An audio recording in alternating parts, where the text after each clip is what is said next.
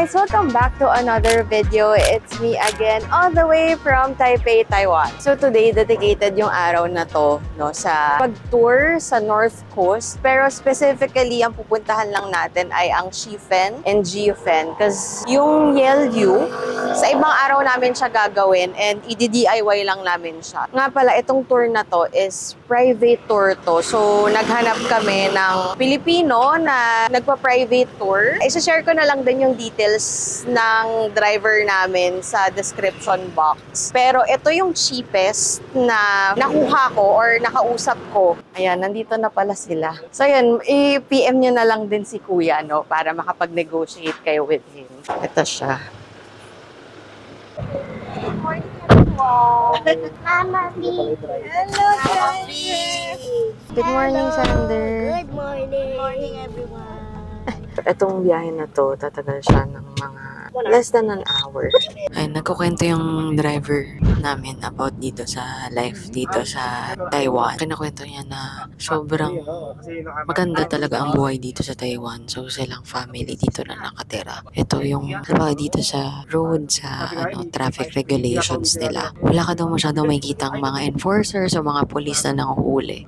Ang kalaban mo daw dito is yung mga camera, mga CCTV kasi talagang very strict sila. Ganun. And kailangan mo talagang magbayad ng mga penalty. Sabi nga niya na nag-aalat talaga siya ng budget every month for the penalties kaya super strict daw talaga. Hindi labag sa kanila magbayad ng mga penalty, ganyan-ganyan kasi may kita mo daw talaga yung result.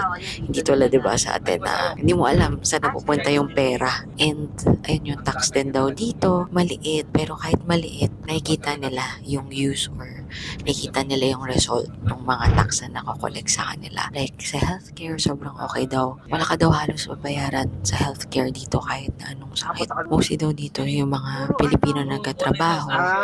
Usually daw kasi yung mga kinukuha sa mga like mga machines, sa mga factory ganyan is mga Pilipino talaga dahil yung manufacturing ng mga machines or mga ganyan is English. So kailangan nila ng nakakaintindi ng English. So usually daw mga Pilipino or Indonesian yung kinukuha sa mga ganong job. So madami din daw ginagawa na stepping stone nila tong before they go to Canada or before they go to New Zealand. Kaya nga daw galit ng galit ang China gustong kunin tong Taiwan. Pero ang government talaga nilalaban talaga yung kanilang rights or ayun nga nakita nga niya na si Chiang Kai-shek ang presidenteng lumaban talaga sa independence or separation ng Taiwan sa mainland China. Ano masasabi mo dyan? Hindi ko alam. Yeah. Ayan, nandito na kami ngayon sa Shifen Waterfalls. May mga parking area din dito. Ngayon, may nakita nga din There are ako also a na few toilets. clock bus. So, baka naka-clock tour yun. Tapos may mga, madami din daw dito, mga toilets, ganyan. That's what I said. Ikaw na. Kasi mag-vlog eh. Oh. Ayan na sila. You good at So pretty, Vika. So, ang maganda naman dito sa private tour na to is wala siyang senet na time limit. Just as long as mapuntahan namin yung mga gusto namin. Kaya, ito rin yung pinili ko talaga. Kasi nga, yung iba kasi mga 8 hours, 10 hours yung limit. Nagsistruggle na siya. Paikot-ikot na. Ayan na, Ayan na. Oh no, the wish will not come true. Bye, bye. Oh no. Ayun guys, kukunin nilang lantern na yan. Kasi guys, yung mga lantern na yan, yung parang wood around it, yung metal, yung mga parts na hindi nasusunog, kinukuha nila and bebenta nila doon sa mga shops, doon sa may Old Street. Ano siya, worth 13 NTD. Tapos ito daw, giant atis. Pero wag daw kayo bibili dito kasi sobrang mahal. So yan, medyo may mga hagdan-hagdan lang din dito, no guys? So kapag may mga kasama kayong matatanda, alalay na lang talaga. It's actually, this is my first time going here sa waterfalls kasi dini-IY ko to actually yung North Coast dati. So nagbabas lang ako, nagtitrain mag-isa.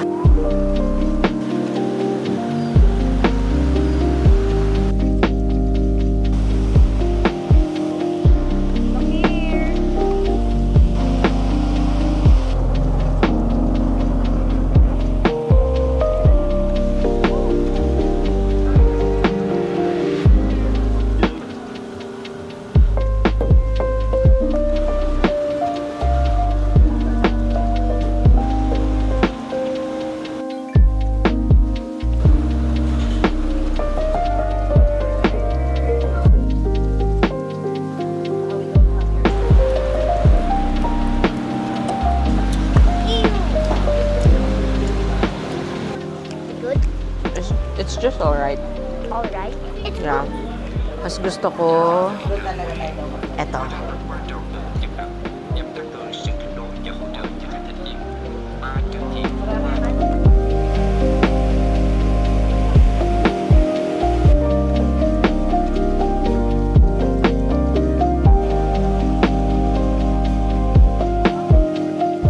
Madami siyang hagdan-hagdan. So, syempre, medyo basa-basa din kasi yung lalakaran mo. So, kailangan dahan-dahan. Syempre, since may mga kasama kaming senior, so, alalay lang din talaga sa paglalakad.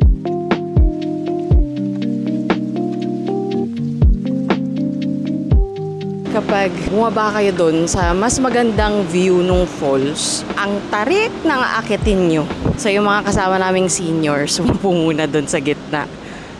Kasi ito yung mga bata. Mama V, kamusta ka na? Eto, okay lang. Kayang-kaya. Joke yun. So, napakalawak din pala nitong Shifen, no? Kasi, akala ko ano lang siya, isang side lang, napupuntahan mo, tapos kita mo na yung falls. Pero, malawak yung vicinity niya. How about you, Sander? What can you say about where we are now? Nice, that's nice, yeah.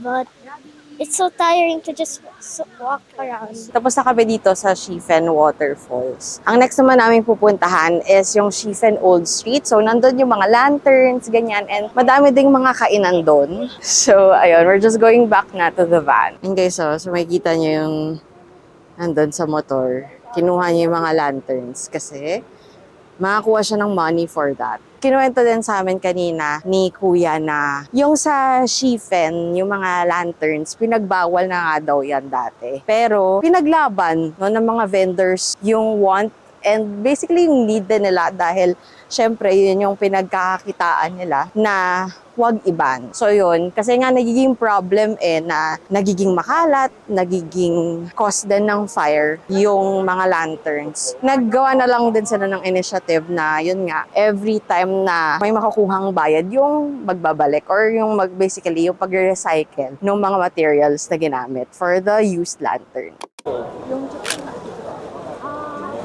Pero may mga meaning po kasi yung A and then yung P. Okay. Po siya ang meaning. So ito may mga meaning yung A or B, ganyan. Dinala kami dito sa looban pa. Ayan. 750 yung binayad namin for 3.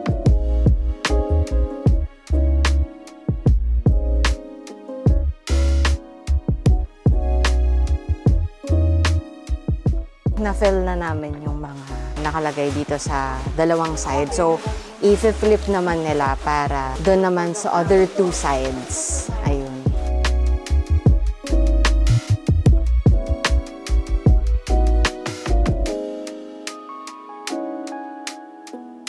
So, tapos na kami mag-paint.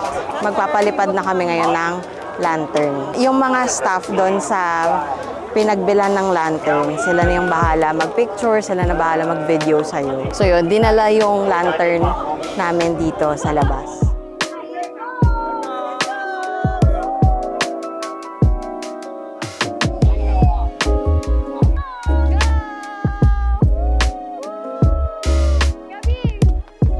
So So, ang patakaran kasi dito guys sa Shifen, park kami sa isang lugar. Kung saan ka nag-park, doon ka din dapat bumili ng lantern mo. So, parang yun yung mutual understanding dito, no, kapag may mga tours, ganyan. So, ang balak namin ngayon, magla-lunch muna kami sakto dahil magto-12 na din.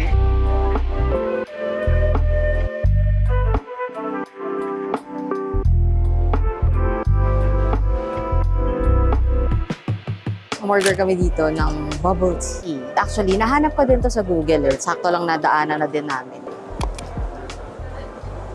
Taste test. It's yummy. So yun guys, no, yung iba na mga lanterns, sumasabit sa puno, sumasabit sa mga kable ng kuryente. Meron pa isa kaming nakita, kakabagsak, as in kakalipad lang, tapos bumagsak agad sa bahay lang, nakatabi. Ayan, dito na kami sa kainan. Nandito lang kami sa pinakadulo ng street. May paano kasi sila eh. Walang English, pero may picture naman yung menu nila. 1, 4, dinala ko na lang yung menu dun. Tapos, tinuro ko kung ilan, ano at ilan. Sila na yung nag-note doon sa parang paper na pinoprovide nila.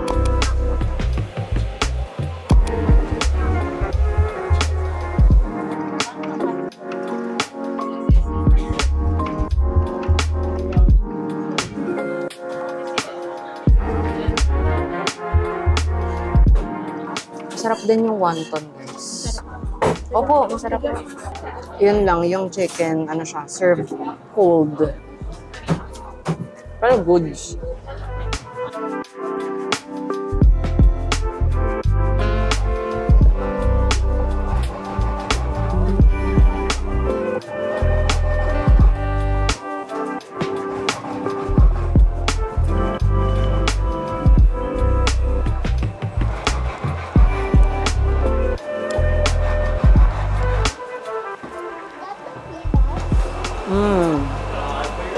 Ito yung loob niya, guys. So, yun yung mga peanut, yung brown. Tapos ice cream. Tapos lumpia wrapper.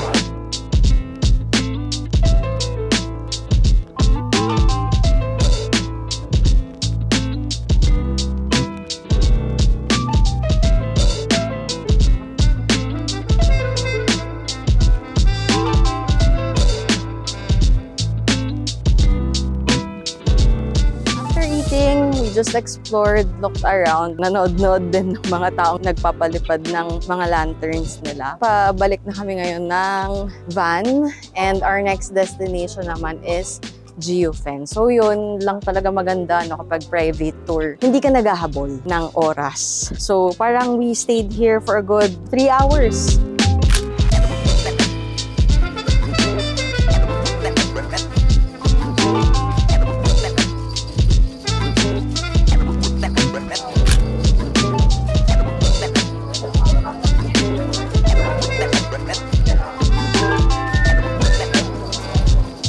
So, nandito na kami ngayon sa Jiufen. And grabe guys, yung dami ng tao. Intense. Pero kasi peak season din nila. Slowly moving nga yung papasok. Kasi super daming tao.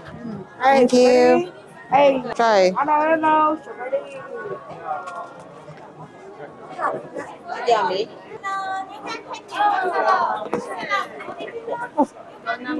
Go!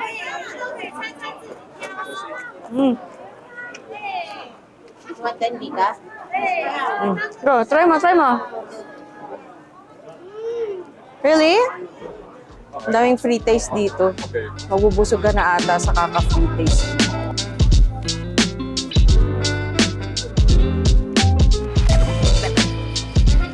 So, mag-tea house muna kami dito. Actually, naghanap na lang sila ng mga available kasi super daming tao. And you have to remove your shoes here.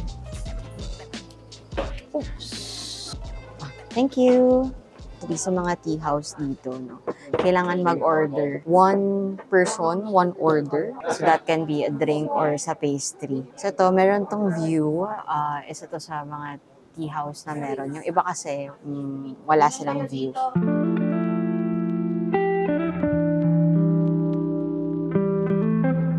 ano naman siya, kapag naubos mo na, pwede kang maglagay ulit ng hot water. Prices naman dito, nag-range siya ng mga 300 to 500 pesos yung mga drinks nila. Tapos meron din silang pastries na wala naman sa menu nila, pero may kita mo kung ano yung available doon sa harap pa lang nila.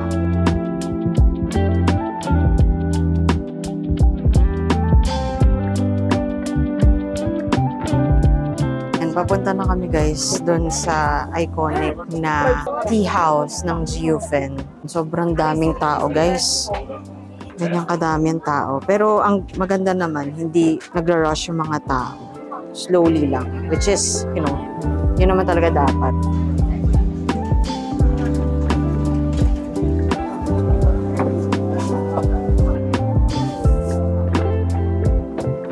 Ayan. So, nandito na kami. Doon mismo sa Ame Tea House. And yun yung so-called inspired daw sa Spirited Away. Pero dinebunk naman yun ng creator. Spirited Away nga daw is loosely based on so many different locations. Hey guys, tingnan nyo naman guys yung dami ng tao.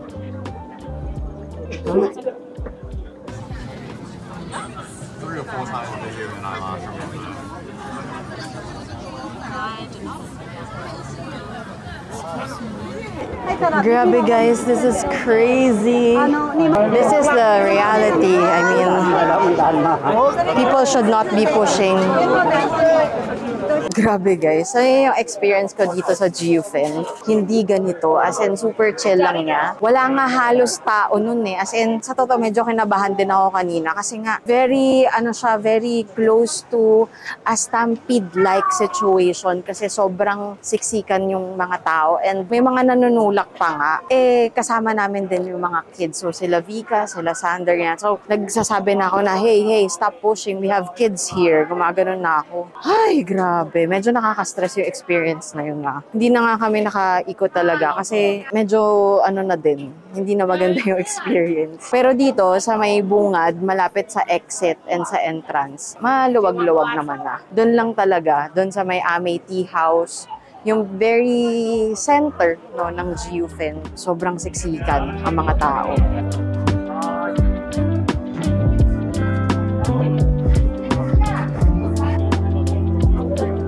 What's your bestseller? Bestseller is original and selected. Oh, okay. Guys, bibilin ko to. So, by weight yung presyohan nito. So, yan, 300 grams, 240 daw. Mingi din ako ng extra bag. Kasi mamimigay tayo niyan. Oh, Philippines.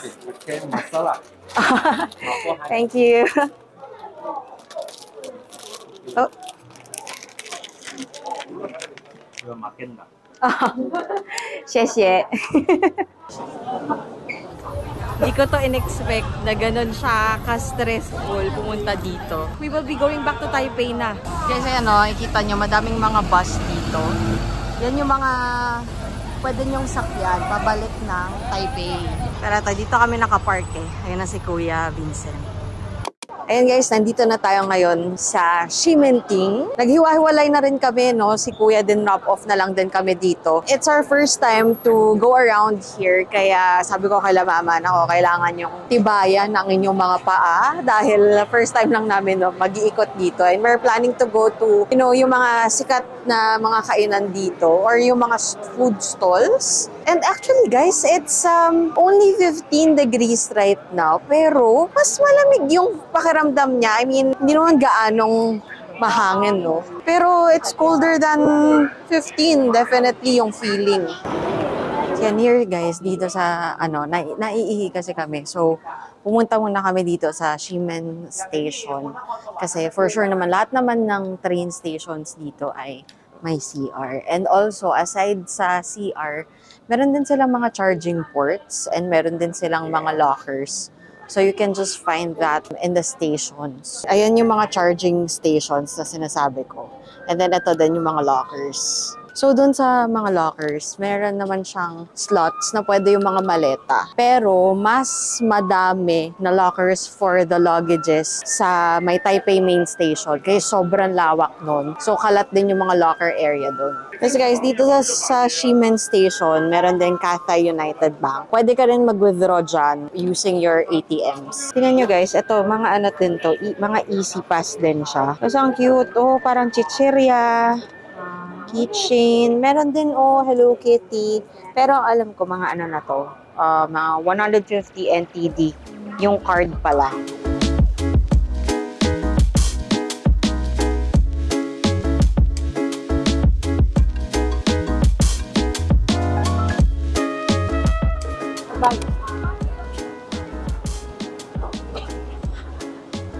Legit?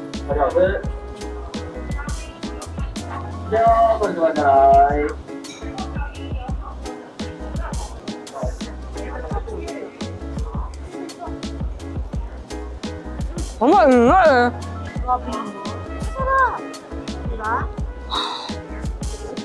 I like it. Maingat.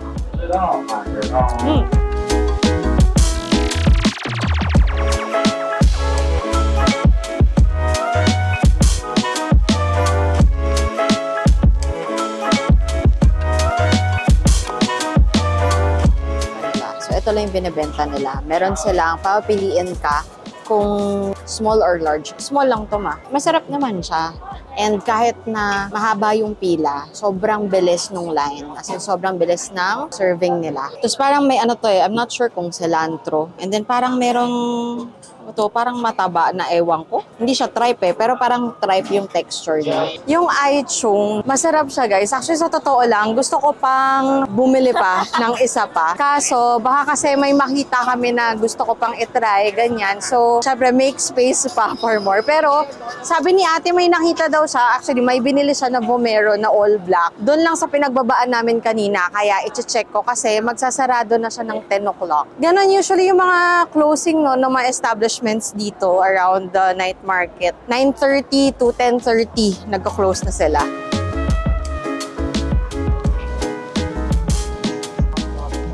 This is 24.5. Baka kailangan ito rin 24 lang. Nag-shopping na sila.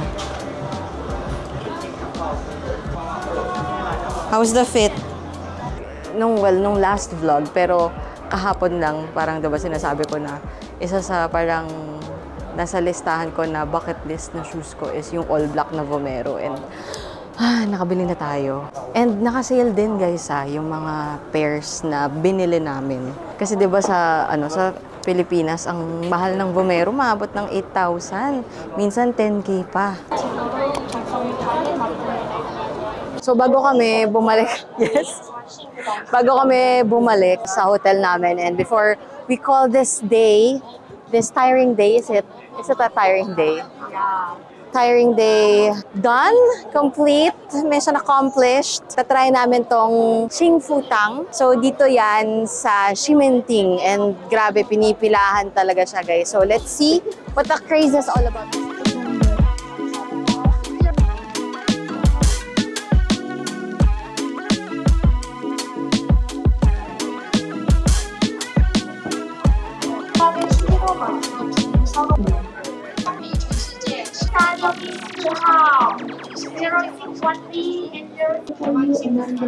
Basta, yummy! Yeah, sweet. Sweet, milky, and the bubble is giving.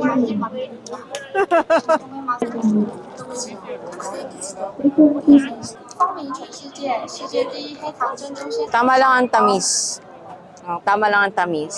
Sakto lang siya, pero I think just like misconception na milk tea siya, it's not a milk tea. It's just boba with the fresh milk. Kasi yung pearls cooked siya sa brown sugar. Taste! Taste! So yun guys, we are just now heading back to the hotel. So it's just a 12-minute walk. So again, no, baka mamaya na-discourage kayo, no, pumunta sa like GUFEN, ganyan. Dahil sa nakita nyong experience sa amin. But I think, ayun nga, reiterating lang talaga na I think malaking contribution na peak season ngayon. Alam mo, madaming tao kasi na nandito ngayon sa Taiwan for the New Year celebration. But yeah, if you are guys interested, no, in doing a private tour, ma-recommend ko si Kuya Vincent. Siya yung nag-assist sa amin, siya yung kumuha ng pictures, no, sa mga ibang locations din sa amin. And siya yung cheapest and very accommodating sa mga request namin and also sa time. So very chill lang talaga yung naging whole tour namin kasi wala siyang time limit. So just as long na mapuntahan lahat ng mga gusto, okay siya. And tomorrow na din pala, no, yung New Year's countdown dito sa Taipei. Ha? Sa Taipei? Siyempre sa buong mundo, no? Ang cute guys, so tumatakbo na yung ano. And I think, no, yung New Year's countdown, it will be another vlog na lang. So, please watch out for that. Guys, thank you so much for staying till the end of the video. And please don't forget to like this video and subscribe na rin kayo, no? Para makita nyo yung mga susunod nating uploads dito sa Taiwan. And of course, sa mga susunod pa nating travel. Syempre, may na-manifest natin yan for 2025. Again, thank you. And I'll see you again in my next video. Bye!